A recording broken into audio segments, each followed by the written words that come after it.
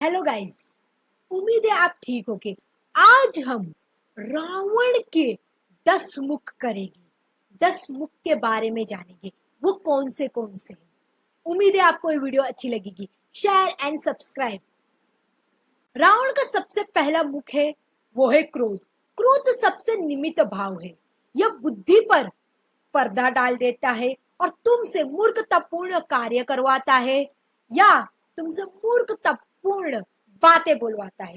तुम कारण के बिना या सोचे बिना तुम किसी पर बरस उठते हो और गाली गलोची जैसी तैसी बातें शुरू कर देते हो।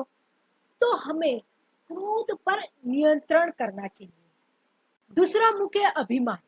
कभी भी किसी व्यक्ति को अपने आप पर या किसी पर भी अभिमान नहीं करना चाहिए, क्योंकि अभिमान से ही अहंकार का जन्म होता है। और ये अहंकार जो है रावण का तीसरा मुख है। ये विशुद्ध चिंतन तथा दृष्टि को नष्ट कर देता है। अहंकार के कारण तुम अपने शत्रुओं को कम समझने लगते हो और अपने आप को श्रेष्ठ बना देते हो। रावण का चौथा मुख है ईर्ष्या। और ईर्ष्या के वशीभूत होकर हम एक दूसरे से जलते हैं या फिर उसकी धन, पत्नी तथा उसकी समृद्धि पर नजर मारते हैं, उसकी कामना करते हैं, उससे जलते हैं, उसकी तरक्की से। यही भाव युगों युगों से अनेक युद्ध, रक्तपात तथा आंसुओं का जन्म दाता है। रावण का पांचवा और छठा मुख है प्रसन्नता तथा विषाद। ये सुख और दुख के जैसे है, दिन रात के जैसे। जो श्रेष्ठ बुद्धि वाला होता है, ना तो वो कभी दुख में दुखी होता है और ना कभी सुख में सुखी होता है। वो हमेशा स्थिर रहता है, क्योंकि वो जानता है ये जो भी हो रहा है वो क्षण भर के लिए है। Nothing is permanent. और श्री कृष्ण ने अर्जुन से भी यही कहा है कि जो योगी होता है वो ना सुखी होता है, वो ना दुखी होता है, वो इन भावों से दूर रहता है। वो अपने आप को सच्चा योगी बनाता है, स्थिर रहता है, स्थिर बुद्धि वाला। और बुद्धिज्म में भी कहते हैं ये जो भी हो रहा है हमारे साथ वो सब कुछ क्षण भर के लिए हो रहा है। हम अभी खुश है तो भी क्षण भर के लिए ही है, हम अभी दुखी है तो भी क्षण भर के लिए। रावण का सातवां मुख है भय। भय कोई भाव नहीं है, भय तो बल्कि एक रोग है, मानसिक रोग। जैसे युद्ध भूमि में इसी के कारण, भय के कारण जितनी मृत्यु होती है, या फिर कोई बीमार व्यक्ति हो, जितनी मृत्यु इसके कारण होती है उतनी दूसरी चीजों के वजह से नहीं होती है मृत्यु। हम पहले ही मर जाते हैं, हम करने से पहले ही डर जाते हैं। एक योद्धा को किस बात का डर रहता है, हमें किस बात का डर रहता है? मृत्यु का।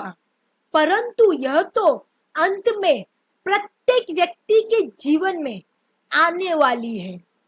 मृत्यु को कोई नहीं रोक सकता। रावण का आठवां मुख है स्वार्थ, सेल्फिश।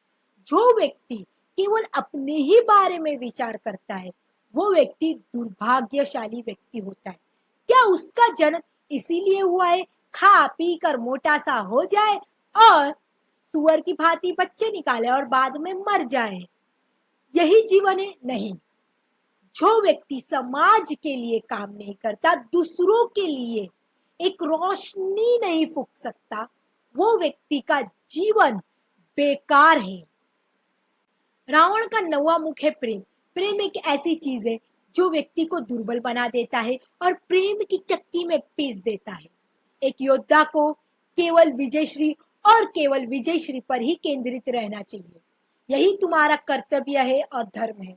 अपने माता पिता, पत्नी, बहन तथा भाई के प्रति कर्तव्य का पालन करो, परंतु उनसे स्नेह मत करो और उनसे प्रेम मत करो।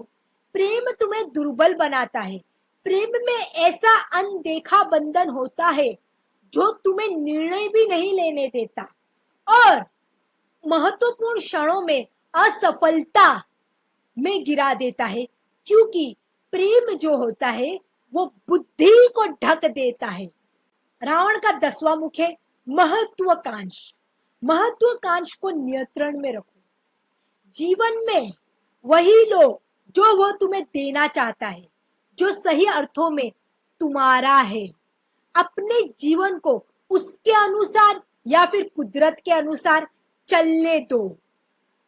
और अंत में जो भी कार्य करो उससे पहले सोचो और फिर से सोचो। बिना विचार किए कोई भी कार्य मत करना। यह है रावण के 10 मुख जो हमारे अंदर भी मौजूद है।